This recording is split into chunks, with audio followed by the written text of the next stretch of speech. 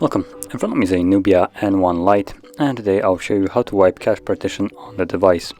So to get started, we will need to power off the device by holding the power key and selecting power off. Now once the device shuts off, which is indicated by the vibration, you want to then hold power key and volume up. So both of those keys at the same time till you see the logo of the device on the screen, which is right now.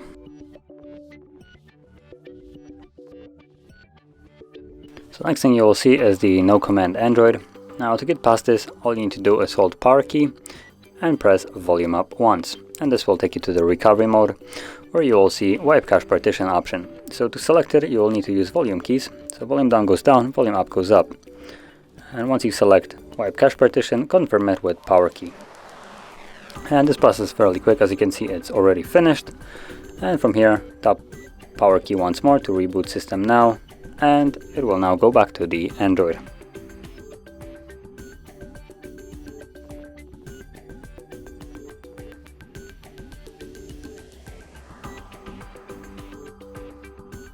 And as you can see, we're now back in Android. So if you found this video helpful, don't forget to hit like, subscribe, and thanks for watching.